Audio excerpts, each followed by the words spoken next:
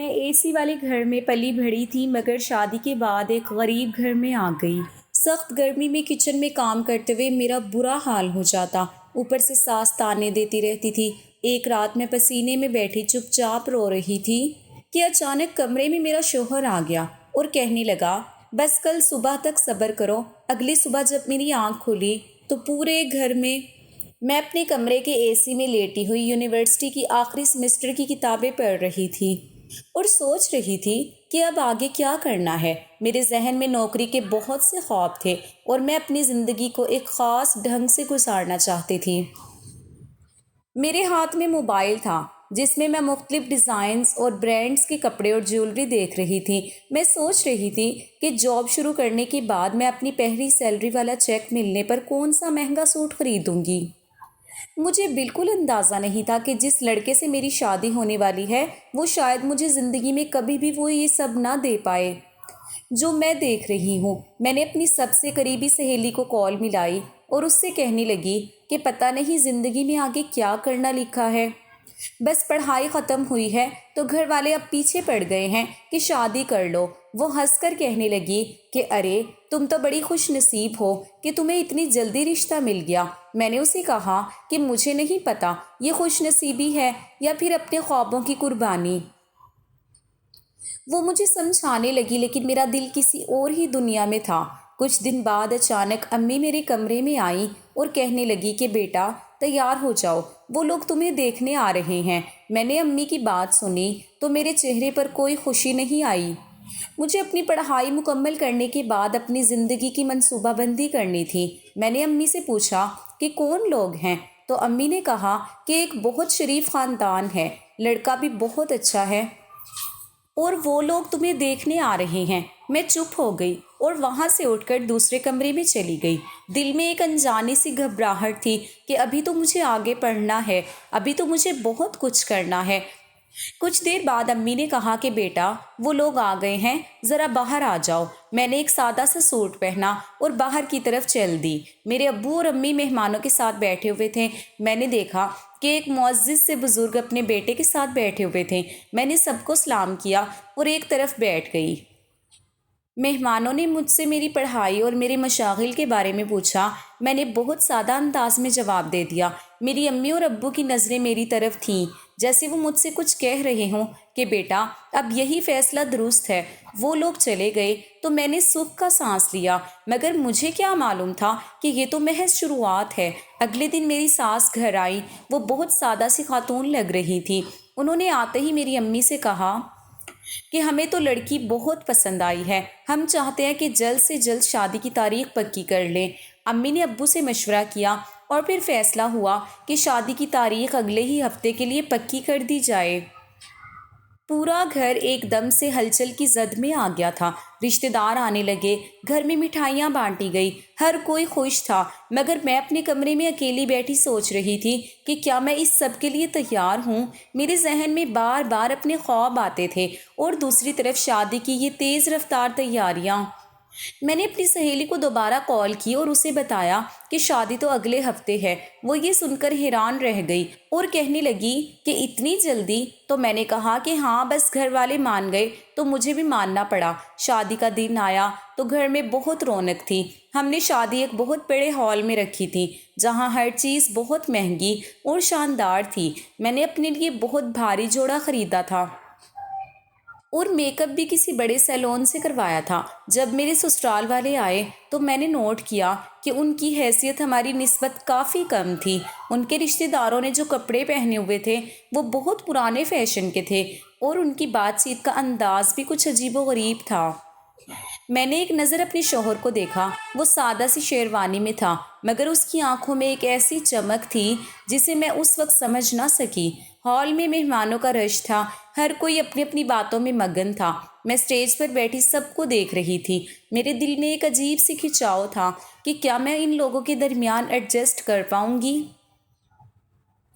میری امی میرے پاس آئی اور کہنے لگی کہ دیکھو بیٹا، آج تم کتنی پیاری لگ رہی ہو، بس اپنی نئی زندگی کی اچھی شروعات کرنا۔ میں نے مسکرا کر سر ہلا دیا، حالانکہ میرا دل اندر سے بہت اداس تھا، کیونکہ مجھے معلوم تھا کہ اس ہال سے باہر نکلتے ہی میری آزادی اور میرے خوابوں کی دنیا بدل جانے والی ہے۔ بارات کے وقت ہال میں بہت شور شرابہ تھا، سسرال والے بہت خوش تھے، لیکن مجھے ان کے درمیان ایک اجنبیت کا احساس ہو رہا تھا۔ ایسا لگ رہا تھا جیسے میں کسی دوسری دنیا میں آ گئی ہوں، جہاں کی زبان اور رسم و رواج مجھ سے بالکل مختلف ہیں۔ شادی کا دن ختم ہونے کو تھا اور اب رخصتی کا وقت آ گیا تھا۔ ہال میں ہر طرف ایک اداسی چھا گئی تھی۔ جب ابو نے میرا ہاتھ میرے شوہر کے ہاتھ میں دیا تو ابو کی آنکھوں میں نمی تھی۔ میں نے ایک بار اپنے کمرے کو یاد کیا اور پھر اس نئی زندگی کی طرف قدم بڑھا دیے جو میرے لیے ایک انجانی ڈگر تھی۔ گاڑی میں بیٹھتے ہی مجھے احساس ہوا کہ یہ سفر کتنا طویل ہے۔ راستے بھر میں خاموش رہی اور اپنے شوہر کو دیکھتی رہی جو گاڑی چلا رہا تھا۔ وہ بہت خاموش اور سلجھا ہوا انسان لگ رہا تھا۔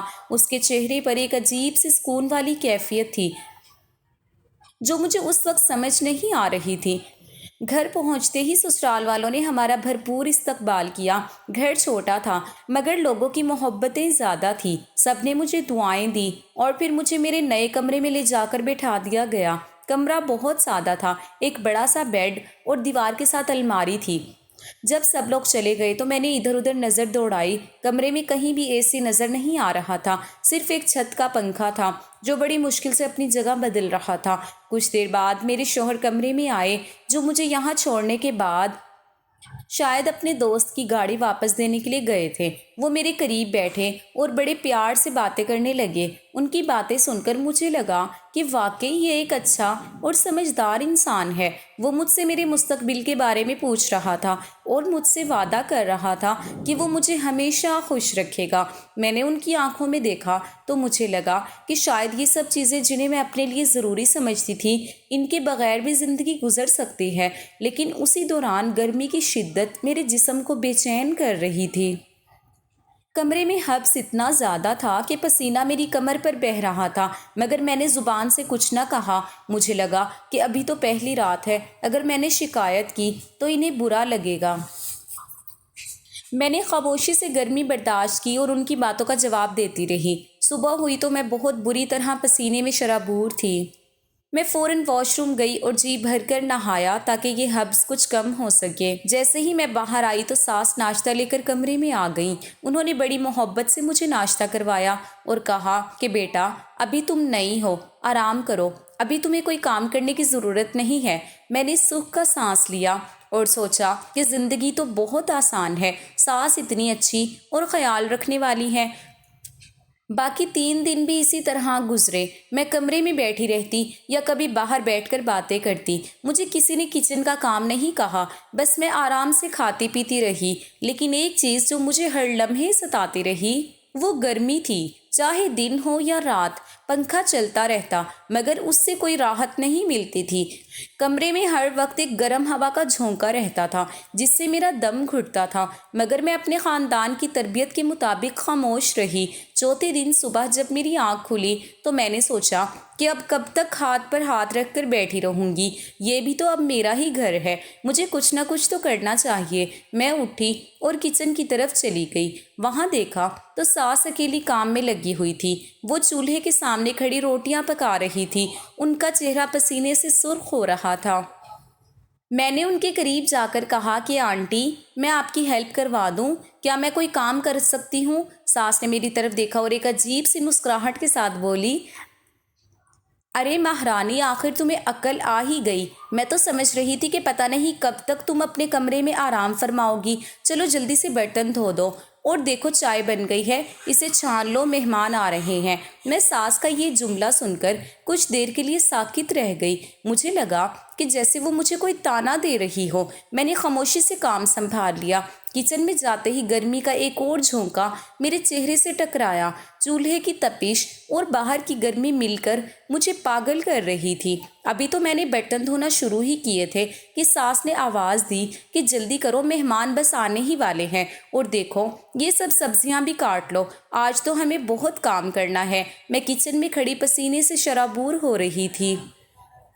میرے ہاتھوں میں برتن تھے اور چہرے سے پسینہ بہہ کر میری آنکھوں میں جا رہا تھا۔ میں نے آج تک کبھی اتنے لوگوں کے لیے کھانا نہیں بنایا تھا، اور وہ بھی ایسی شدید گرمی میں جہاں پسینہ پہنچنے کا بھی وقت نہ مل رہا ہو۔ ساس مسلسل میرے سر پر کھڑی ہدایت دے رہی تھی کہ یہ کام ایسے نہیں، ایسے کرو، تم تو بہت سست ہو۔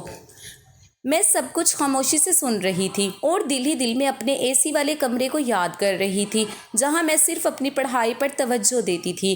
تھوڑی دیر بعد جب میں نے چائے بنانا شروع کی تو دیکھا کہ باہر 6 لوگ آ کر بیٹھ گئے ہیں اور وہ سب چائے کا انتظار کر رہے تھے۔ میں نے کبھی اتنے لوگوں کے لیے ایک ساتھ اتنی گرمی میں چائے نہیں بنائی تھی۔ کچن کا درجہ حرارت جیسے جیسے بڑھ رہا تھا میرا سانس لینا مشکل ہو رہا تھا۔ میں نے ایک بار دیوار کی طرف دیکھا، شاید وہاں کوئی چھوٹی سی کھڑکی ہو جہاں سے ہوا آ سکے، مگر وہاں صرف دیوار تھی۔ میں نے چائے کے کپ ٹرے میں سجائے اور باہر لے گئی۔ جیسے ہی میں ڈرائنگ روم میں داخل ہوئی تو وہاں بھی پنکھے کی وہی سست رفتار چل رہی تھی۔ مہمان آپس میں ہنس بول رہے تھے اور میں ان کے سامنے گرم چائے کے کپ رکھ رہی تھی۔ میرا دل کر رہا تھا کہ میں وہیں زمین پر بیٹھ جاؤں، مگر مجھے اپنی ساس کی موجودگی کا احساس تھا۔ میں واپس کچن میں آئی تو دیکھا کہ برتنوں کا ڈھیر پھر سے لگ گیا ہے۔ یہ ایک نا ختم ہونے والی کہانی لگ رہی تھی۔ میں سوچ رہی تھی کہ کیا اب میری پوری زندگی اسی کچن اور اسی گرمی میں گزرے گی۔ ساس نے آتے ہی کہا کہ صفائی بھی کر لینا، آج تو تم نے کچھ کیا ہی نہیں ہے۔ میں نے کچھ نہ کہا اور جھاڑو اٹھا کر صفائی کرنے لگی۔ میرے پاؤں تھک کر چور ہو چکے تھے اور میرا پورا جسم پسینے میں شرابور تھا۔ میں ایک لمحے کے لیے بھی نہیں بیٹھ سکی تھی۔ میں نے اپنا دل کڑا کیا اور سوچا کہ جو بھی ہے اب یہ میرا گھر ہے اور مجھے خود کو اس ماحول کے مطابق ڈھالنا ہی ہوگا۔ میں نے پسینہ پہنچا اور دوبارہ اپنے کاموں میں لگ گئی، مگر میرے ذہن میں صرف ایک ہی خیال تھا کہ کیا کبھی یہ سخت گرمی ختم ہوگی۔ میں کچن کے گرم اور حبس زدہ ماحول میں کھڑی آلو چھیل رہی تھی۔ دوپہر کا وقت تھا اور باہر لو چل رہی تھی، جس کی وجہ سے کچن کے اندر کا درجہ حرارت کسی بھٹی سے کم نہیں تھا۔ ساس کچن کے دروازے پر کھڑی ہو کر اپنے کسی کام میں مصروف تھیں کہ اسی دوران محلے کی ایک خاتون گھر میں آئیں۔ میں نے انہیں سلام کیا، لیکن انہوں نے مجھے ایک عجیب سی نظر سے دیکھا اور میری ساس سے مخاطب ہو کر کہنے لگی، ارے بھائی، یہ تو بڑی امیر زادی اور شہر کی نازک سی لڑکی ہے۔ جس گھر سے یہ آئی ہے وہاں تو شاید یہ ہاتھ کا کام بھی نہیں کرتی ہوگی۔ مجھے تو نہیں لگتا کہ یہاں کے ماحول میں 2-4 دن بھی نہیں گزار پائے گی، اور پھر یہ آپ کی خدمت تو دور کی بات ہے، خود کو بھی سنبھال لے تو بڑی بات ہے۔ میں نے ان کی یہ باتیں سنی تو میرے ہاتھ رک گئے، دل میں ایک ٹھیس سی لگی۔ میں نے خود پر بہت کنٹرول کیا، اپنی آنکھوں میں آنے والے آنسوؤں کو چھپانے کے لیے سر جھکا کر سبزی کاٹنے لگی، یہ سوچ کر کہ میں نے تو ابھی صبر کا دامن پکڑا ہوا ہے، میں نے اپنی تربیت کا بھرم رکھا ہوا ہے، لیکن پھر بھی لوگ مجھے برا بھلا کہہ رہے ہیں۔ ساس نے بھی ان کی باتوں کا کوئی دفاع نہیں کیا، بلکہ خاموشی سے سر ہلا دیا، جس سے میرا حوصلہ مزید ٹوٹنے لگا۔ تھوڑی دیر بعد دوپہر کے کھانے کی تیاری شروع ہوئی۔ ساس نے کہا کہ آج دوپہر کے کھانے میں دال چاول اور سالن کے ساتھ ساتھ کچھ میٹھا بھی بنانا ہے، کیونکہ مہمان رک گئے ہیں۔ میں نے جلدی جلدی چولہا جلایا۔ کچن میں دھواں اور گرمی کا راج تھا۔ میں نے ایک ساتھ کئی کام شروع کر دیے۔ ایک طرف دال ابل رہی تھی، دوسری طرف میں پیاز کاٹ رہی تھی۔ پسینہ میری پیشانی سے بہتا ہوا میری آنکھوں میں جا رہا تھا، جس سے میری آنکھیں جلنے لگی۔ میں نے دوپٹہ اٹھا کر پسینہ پہنچا تو ساس نے پیچھے سے آواز دی کہ ارے کام جلدی کرو، مہمان بھوکے بیٹھے ہیں، تم تو کچوے کی طرح کام کر رہی ہو۔ میں نے کچھ نہیں کہا، بس دل ہی دل میں سوچا کہ کیا یہ عورت کبھی یہ بھی سوچے گی کہ میں بھی کسی کی بیٹی ہوں۔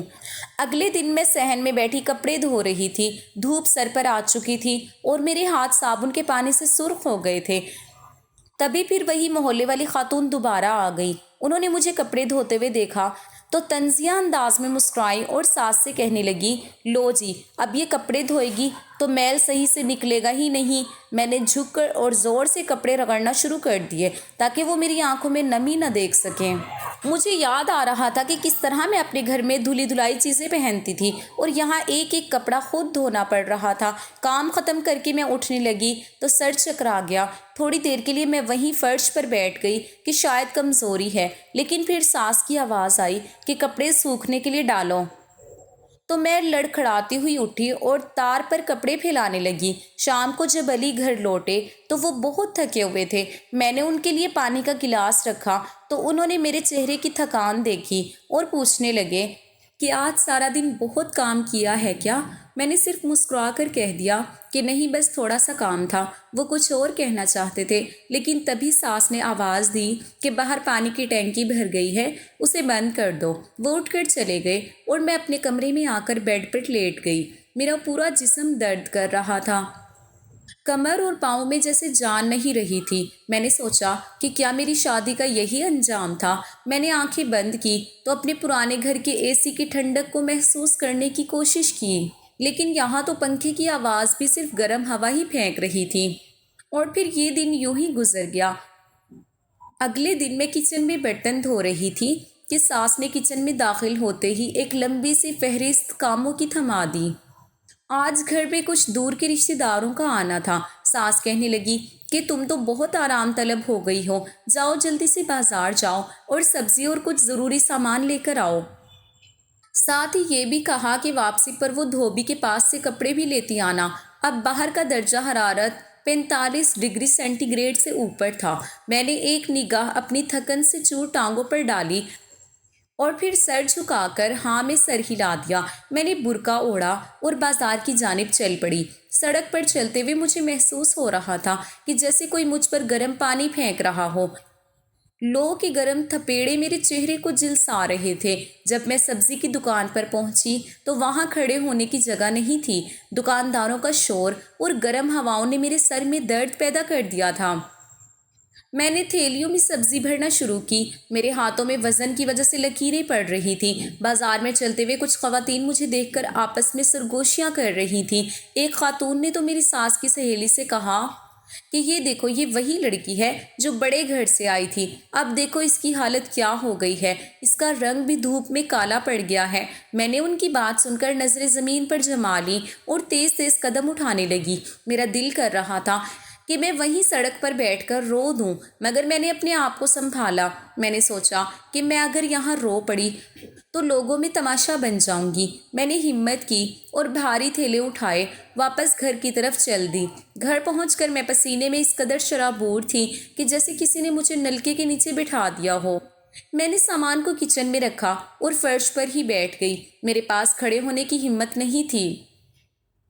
ساس نے آتے ہی پوچھا کہ سارا سامان لے آئی ہو یا کچھ بھول گئی؟ میں نے دبی آواز میں کہا کہ جی لے آئی ہوں۔ انہوں نے سامان چیک کیا اور ایک بار پھر میری طرف دیکھ کر بولی کہ تم نے تو یہ سبزی صحیح نہیں چنی، یہ کتنی خراب لگ رہی ہے، تم سے تو کوئی کام ڈھنگ سے نہیں ہوتا۔ میں خاموشی سے سب کچھ سہتی رہی۔ دوپہر کے کھانے کے بعد بھی مجھے آرام نہیں ملا کیونکہ مہمان آ گئے تھے اور اب مجھے بار بار گرم چائے کے کپ اندر لے جانے پڑ رہے تھے۔ میرا دل کر رہا تھا کہ کاش میں اپنے شوہر سے کہہ سکوں کہ مجھے یہ زندگی نہیں چاہیے، مگر جب وہ شام کو گھر آتے تو ان کے چہرے پر پڑی لکیریں دیکھ کر میرا دل پگھل جاتا۔ وہ سارا دن کام کر کے اپنی کمر سیدھی کرنے کے لیے جب بستر پر بیٹھتے تو مجھے اپنی ساری تکلیفیں چھوٹی لگنے لگتی۔ میں سوچتی کہ یہ تو میرے لیے دن رات محنت کر رہے ہیں، اگر میں نے بھی شکایت شروع کر دی تو ان کا دل کتنا ٹوٹے گا۔ اس لیے میں نے فیصلہ کیا کہ میں ان کے سامنے کبھی شکایت نہیں کروں گی۔ رات کو جب وہ کمرے میں آئے تو میں پنکھے کے نیچے بیٹھی تھی اور پسینہ میرے چہرے سے ٹپک رہا تھا۔ انہوں نے میری حالت دیکھی تو پریشان ہو گئے اور بولے کہ تھک گئی ہو کیا؟ میں نے جھوٹ بول دیا کہ نہیں، بس تھوڑی سی تھکن ہے۔ وہ میرے پاس بیٹھ گئے اور باتیں کرنے لگے۔ ان کی باتوں میں اتنی مٹھاس تھی کہ میں اپنی ساری گرمی بھول جاتی تھی، مگر جیسے ہی وہ سو جاتے میں دوبارہ گرمی اور حبس کی وجہ سے کروٹیں بدلنے لگتی۔ میری آنکھوں میں آنسو آ جاتے کہ کاش میرے پاس صرف ایک ٹھنڈی ہوا دینے والی مشین ہوتی۔ میں اپنے آپ کو کوستی کہ میں کتنی ناشکری ہوں کہ اتنی چھوٹی سی بات پر رو رہی ہوں۔ ایک دن کام کرتے کرتے میری طبیعت بہت زیادہ خراب ہو گئی، مجھے چکر آنے لگے اور میں کچن میں ہی زمین پر گر پڑی۔ جب آنکھ کھلی تو میں اپنے بستر پر تھی اور ساس میرے سرہانے کھڑی تھی۔ ان کے چہرے پر غصہ تھا۔ وہ کہہ رہی تھی کہ ڈرامے کر رہی ہو تاکہ کام نہ کرنا پڑے۔ میں نے کچھ نہیں کہا، بس آنکھیں بند کر لی اور پھر وقت کا پہیہ یوں ہی چلتا گیا۔ وہ دن بھی کتنا عجیب تھا۔ کچن کے کاموں اور ساس کے تانوں سے تھک کر جب میں کمرے میں آئی تو حبس اتنا زیادہ تھا کہ کمرے کی دیواریں مجھے اپنے قریب آتی محسوس ہو رہی تھیں۔ میں بستر پر بیٹھی تھی اور پسینہ میری آنکھوں میں جا رہا تھا جس سے مجھے دھندلا دکھائی دے رہا تھا۔ میں نے اپنے شوہر کو آواز دی جو گھر کے کسی کام سے باہر جانے کی تیاری کر رہے تھے۔ میں نے ہمت کر کے ان سے کہا کہ دیکھیں، مجھ سے اب مزید یہ گرمی برداشت نہیں ہو رہی، میرا دم گھٹ رہا ہے، کیا ہم کچھ ایسا نہیں کر سکتے کہ کم از کم رات کو سکون سے سو سکیں؟ میں نے ان کی طرف امید بھری نظروں سے دیکھا کہ شاید وہ میری بات سمجھیں گے، مگر وہ کچھ بولے بغیر خاموشی سے کمرے سے باہر چلے گئے۔ ان کی اس خاموشی نے میرے دل پر جیسے خنجر چلا دیا۔ مجھے لگا کہ شاید میری تکلیف کی ان کی نظر میں کوئی اہمیت ہی نہیں ہے، شاید یہ سب میرے لیے ایک امتحان ہی تھا جو مجھے اکیلے ہی لڑنا تھا۔ اسی رات میں رات کو بستر پر بیٹھی چپ چاپ رو رہی تھی۔ میرا پورا جسم پسینے میں بھیگ چکا تھا، میرے بال گلے سے چپک گئے تھے، پنکھا اپنی پوری رفتار سے چل رہا تھا مگر اس سے نکلنے والی ہوا ایسی تھی جیسے کسی بھٹی سے آ رہی ہو۔ میں نے آنکھیں بند کی تو مجھے امی کے گھر کا اے سی یاد آیا اور میں زاروں قطار رونے لگی۔ مجھے لگا کہ میں اپنی اس زندگی میں اب ہمیشہ کے لیے قید ہو گئی ہوں۔ میں اتنی گم تھی کہ مجھے ان کے کمرے میں داخل ہونے کا احساس بھی نہ ہوا۔ وہ خاموشی سے میرے پاس آئے اور میری حالت دیکھی۔ میں نے ان کی طرف دیکھا تو مجھے ہچکیاں بندھ گئی تھیں۔ وہ میرے بالکل قریب بیٹھ گئے اور میرے کندھے پر ہاتھ رکھا۔ ان کی آنکھوں میں ایک ایسی عجیب سی چمک اور اعتماد تھا جو میں نے پہلے کبھی نہیں دیکھا تھا۔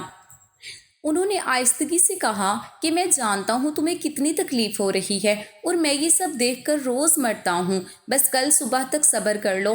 میں ان کی بات سن کر حیران رہ گئی کہ وہ کل صبح کی بات کیوں کر رہے ہیں۔ ان کا لہجہ ایسا تھا جیسے کل صبح کے بعد میری ساری مشکلات کا خاتمہ ہو جائے گا۔ میں نے کچھ پوچھنا چاہا مگر وہ میرے سر پر ہاتھ رکھ کر اٹھ کھڑے ہوئے اور کہنے لگے کہ بس تھوڑی سی ہمت اور کر لو، کل سب بدل جائے گا۔ میں رات بھر نہ سو سکی۔ میں یہی سوچتی رہی کہ کل صبح کیا ہونے والا ہے۔ کمرے میں پنکھے کی آواز اب بھی ویسی ہی تھی لیکن میرے دل میں ایک نئی امید پیدا ہو گئی تھی کہ شاید اب میرا صبر رنگ لانے والا ہے۔ میں نے اللہ کا شکر ادا کیا کہ اس نے مجھے ایسا شوہر دیا جو میری تکلیف کو محسوس تو کرتا ہے۔ اگلی صبح جب میری آنکھ کھلی تو کمرے کا دروازہ کھلا ہوا تھا اور باہر سے آوازیں آ رہی تھی۔ تجسس میں نے جلدی سے اٹھ کر باہر صحن کا رخ کیا تو وہاں کا نظارہ دیکھ کر میری آنکھیں پھٹی کی پھٹی رہ گئی۔ صحن میں 2 بڑے ایئر کولر رکھے ہوئے تھے اور ان سے نکلنے والی ٹھنڈی ہوا پورے گھر کو ایک جنت بنا رہی تھی۔ علی بھی وہیں کھڑے تھے اور وہ بہت تھکے ہوئے لگ رہے تھے۔ میں نے ان کے قریب جا کر دبی آواز میں پوچھا کہ یہ سب آپ کہاں سے لے کر آئے اور اتنے پیسے آپ کے پاس کہاں سے آئے؟ میری بات سن کر وہ میری طرف متوجہ ہوئے اور سنجیدگی سے بولے کہ میں نے لون لیا ہے کیونکہ میں تمہیں اس حالت میں روز نہیں دیکھ سکتا تھا۔ جب تم پسینے میں شرابور ہوتی تھی تو میرا دل خون کے آنسو روتا تھا اور پھر مجھے یہ بھی منظور نہیں تھا کہ میں صرف تمہیں کولر لگا کر دوں۔ میری ماں اسی گرمی میں جلتی رہی، اسی لیے میں نے پورے گھر کے لیے یہ انتظام کیا ہے۔ ان کے یہ الفاظ سن کر میری آنکھوں میں آنسو آ گئے۔ میں نے سوچا کہ یہ انسان کتنا عظیم ہے جس نے اپنی خودداری کو ایک طرف رکھ کر میری تکلیف کو اپنا لیا اور اپنی ماں کا بھی اتنا خیال رکھا۔ میرے دل میں ان کے لیے احترام اور محبت کی ایک نئی لہر دوڑ گئی۔ میں نے ان کا ہاتھ تھام لیا اور کہا کہ میں بھی آپ کے ساتھ مل کر کام کروں گی، ہم دونوں مل کر اس قرض کو اتاریں گے۔ میں نے اسی دن فیصلہ کر لیا کہ اب میں گھر بیٹھ کر صرف شکوے نہیں کروں گی بلکہ کچھ ایسا کام کروں گی جس سے میں ان کی مدد کر سکوں۔ چند دن بعد میں نے چھوٹی سطح پر آن لائن کام شروع کیا اور آہستہ آہستہ میری کمائی سے گھر کے حالات بدلنے لگے۔ ساس کو جب پتہ چلا کہ میں نے اپنی محنت سے ان کا بوجھ ہلکا کیا ہے تو ان کا رویہ بھی بدل گیا۔ انہوں نے مجھے گلے لگا لیا اور کہا کہ بیٹی مجھے معاف کر دو، میں نے تمہیں بہت ستایا، مگر تم تو بہت ہی نیک ثابت ہوئی۔ ہمارے گھر میں اب سکون تھا اور ہم سب مل جل کر رہنے لگے تھے۔ میں نے اپنے آن لائن کام کو بڑھا لیا تھا اور اب میں اپنی کمائی سے گھر کے اخراجات میں ہاتھ بٹانے لگی تھی۔ میری ساس اب مجھے کچن میں اکیلا کام کرتے دیکھ کر خود بھی ہاتھ بٹانے آ جاتی اور کہتی کہ بیٹا تم تھک گئی ہوگی، تھوڑی دیر آرام کر لو۔ اب وہ مجھے اپنے گھر کی بہو نہیں بلکہ اپنی بیٹی سمجھنے لگی تھی۔ ان کے رویے میں آئی اس تبدیلی نے میرے دل کے تمام زخم بھر دیے تھے۔ اب مجھے وہ گرمی اور وہ تانے یاد نہیں آتے تھے، بلکہ مجھے وہ لمحہ یاد آتا تھا جب میرے شوہر نے لون لے کر پورے گھر کو ٹھنڈا کر دیا تھا۔ شام کے وقت جب ہم سب صحن میں بیٹھے ہوتے تو ٹھنڈی ہوا کے جھونکے ہماری تھکن اتارتے تھے۔ علی اب بھی دن بھر محنت کرتے تھے، مگر جب وہ گھر آتے تو میرے چہرے پر ایک سکون کی مسکراہٹ دیکھ کر ان کی ساری تھکان اتر جاتی تھی۔ اب ہماری زندگی ایک عام مگر پرسکون زندگی بن گئی تھی، جہاں اے سی جیسی ٹھنڈک تو نہیں تھی مگر محبتوں کی گرم جوشی ضرور تھی۔ میں نے اپنے شوہر کو دیکھ کر سوچا کہ ایک مرد کی خودداری اس کی بیوی اور ماں کے لیے کتنی بڑی نعمت ہوتی ہے، اور ایک عورت کا صبر اس کے گھر کو جنت بنا سکتا ہے۔ ہم نے دکھ اور سکھ کے ان لمحوں کو اپنی یادوں کا حصہ بنا لیا تھا اور اب ہماری زندگی میں کوئی شکایت یا گلہ نہیں تھا۔ سب خوش تھے اور سب سے بڑھ کر یہ کہ ہم سب اب ایک دوسرے سے جڑے ہوئے تھے۔